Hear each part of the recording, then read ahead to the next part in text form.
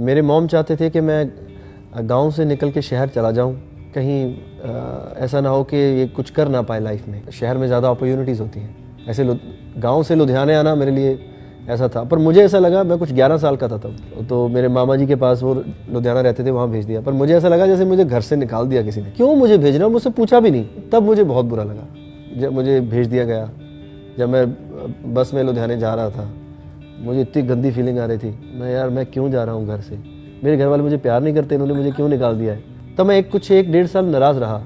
लेकिन धीरे धीरे जब मेरे मामा जी ने मुझे तबला सिखाना शुरू किया, हारमोनियम, देन धीरे धीरे जब मैं स्कूल गया, फिर मुझे बातें समझ आने लगी। फिर मुझे लगा नहीं यार, मेरे परिवार ने मुझे इसलिए भेजा है कि यार मैं कुछ बन पाऊँ लाइफ में। मेरी माँ ने अगर इतना तगड़ा जिगरा किया है, अपने बेटे को भेजना टफ होता है। लेकिन मेरा छोटा भाई था, तो मुझे लगता था कि मम्मी मुझे प्यार ही नहीं करती, मेरे छोटे भाई को करती है, वो आ गया है तो मुझे निकाल दिया है। तो लेकिन धीरे धीरे मुझे समझ आया कि मेरी माँ चाहती थी कि मैं अच्छे काम पे लग जाऊँ, कहीं कुछ शहर जाके बन जाऊँ।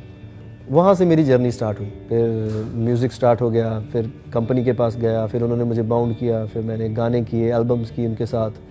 फिर पंजाबी फिल्में बन रही थी तब, तो कुछ 5-6 साल बाद मैं 2-3 साल इंडिविजुअल काम किया। फिर उसके बाद पंजाबी फिल्में बन रही थी, तो मैं भी पंजाबी फिल्मों में आ गया।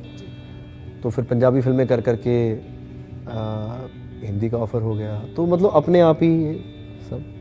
जब मैं छोटा था बिल्कुल, तो मेरी मॉम मेरी बहन को और मुझे ट्यूशन भेजते थे पढ़ने के लिए। तो गांव में ज़्यादा ट्यूशन का रिवाज होता नहीं था, लेकिन ये नया नया शुरू हुआ था हमारे गांव में।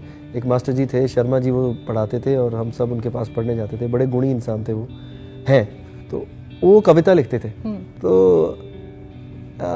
उन्होंने एक दिन बोला कि भाई ये जो कविता आप में से कोई याद करके सुनाएगा ना, उसको जल्दी छुट्टी हो जाएगी। अच्छा। मैं कहा यार ये बनी बात। तो मैंने सबसे पहले याद की, जितने स्टूडेंट्स बैठे थे, तो मैंने याद बिना देखे सुनानी थी, तो मैंने याद करके बिना देखे उनको सुना दी। तो उनको बहुत अच्छा लगा कि उनकी कविता कोई सुना रहा है, तो उन्होंने मुझे छुट्टी कर दी। तो फिर ये छुट्टी का एक मेरा तरीका हो गया जल्दी पढ़ाई से दूर जाने का। तो फिर लोग आते थे उनको मिलने, या कहीं कंपटीशन होता था तो मुझे ले जाते थे कि चल वहाँ कविता सुनाना। हाँ। तो करते करते सब लोग बोलने लगे कलाकार कलाकार कलाकार। तो फिर मुझे लगने लगा अच्छा मैं कलाकार ही हूँ, मैं गायक ही हूँ। तो अगर वो शायद मुझे शुरू ना करवाते तो शायद पता नहीं चलता।